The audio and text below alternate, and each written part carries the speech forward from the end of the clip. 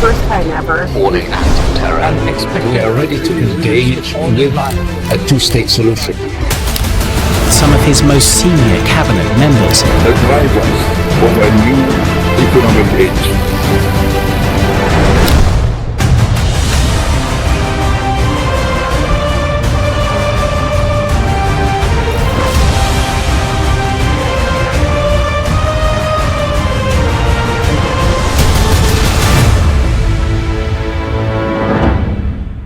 Did you know that the United States just declared the entire top level of Venezuela's government to be terrorists, the same category as ISIS and Al Qaeda? This is not a joke.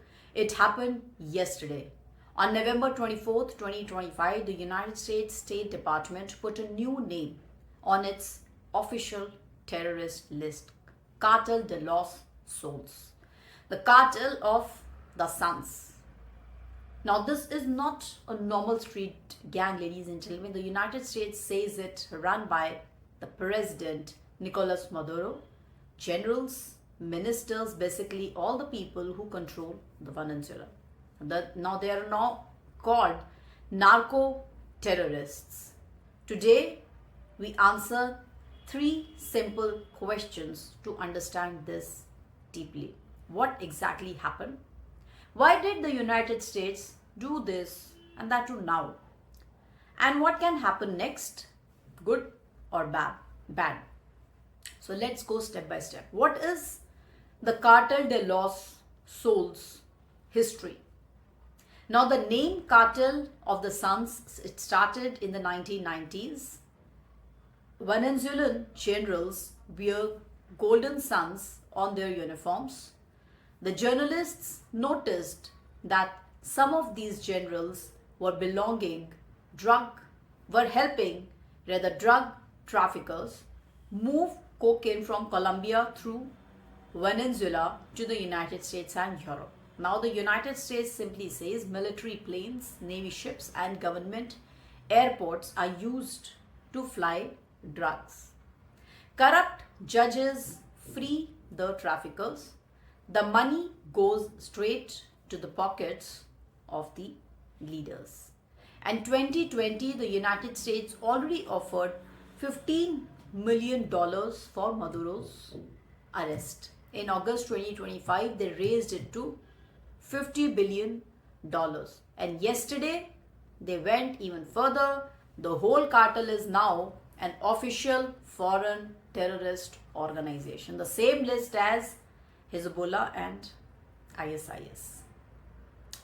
So what is the real geopolitical reasons and what is the chess game here? Reason number 1, drugs are killing Americans. More than 1 lakh Americans die every year from drug overdose. Venezuela is one of the main highways for cocaine. The United States want to stop it. Now, what is the reason number 2? Maduro is not seen as the real president. The United States says the 2024 elections was stolen. They simply recognize the opposition leader as the true winner. By calling the government terrorists, the United States says you are not a normal country anymore. You are an enemy. The reason number 3, Venezuela is friends with the United States enemies. Russia has soldiers in Venezuela. Iran sends drones and oil ships. China lends billions of dollars. So the United States want to push these countries out of America's backyard. Reason number 4, Trump wants to look strong. The midterm elections are again coming in 2026. Being tough on drugs and immigration is the popular with many voters in United States. Now, what has already happened on the ground? Since August 2025, United States warships are parked near Venezuela. American planes and drones destroyed more than 20 narco boats, and I made a video also on this boat diplomacy. Over 80 suspected traffickers killed, 0 US soldiers hurt. In September 2025, the Coast Guard stopped one ship with 5,000 pounds of cocaine, street value $500 million. And then certainly the Venezuela also answers back. The foreign minister called it a ridiculous Hollywood movie and preparation for invasion. Now let's understand who wins and who loses this entire chessboard. Trump and US government looks strong with the loss of new legal weapons, risk of new war and higher gas prices. When we see Maduro and his people can say Yankee imperialism, but more sanctions, generals are scared to now travel. For normal Venezuelan public, maybe less corruption one day, but more chaos, bombs and poverty right now. Then for Colombia and neighbors, less drugs and gangs crossing, but fear of war next door. For Russia, China, Iran can sell more weapons to Maduro, but their companies lose money in Venezuela. So I leave it up to you to decide about wins and the losses. What can happen next? 3 possible futures. Let's see. Future number 1, a quiet win. Sanctions become so heavy that some generals betray Maduro. He leaves or is removed without big war.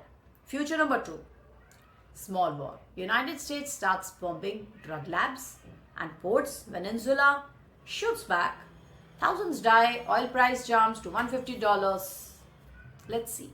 Future number 3, big regional mess. Russia or Iran sends serious weapons. Colombia gets involved.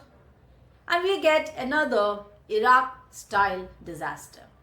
So the smart path would be use the terrorist label to force real negotiations and new elections. But nobody knows if Trump wants the smart path or the dramatic one. I leave it up to you to decide. It's just turned the drug fight with Venezuela into a terrorism fight.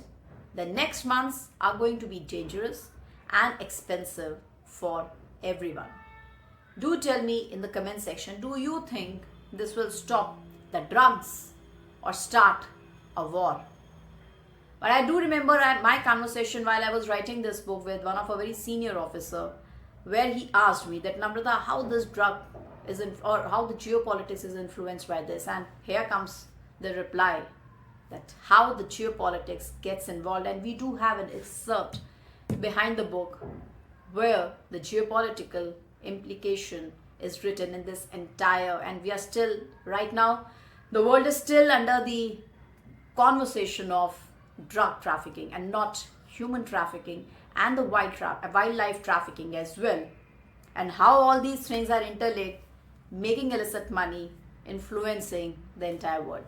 Do share your thoughts in our comment section. Jai Hind and Jai Bharat. I'll see you in the next video.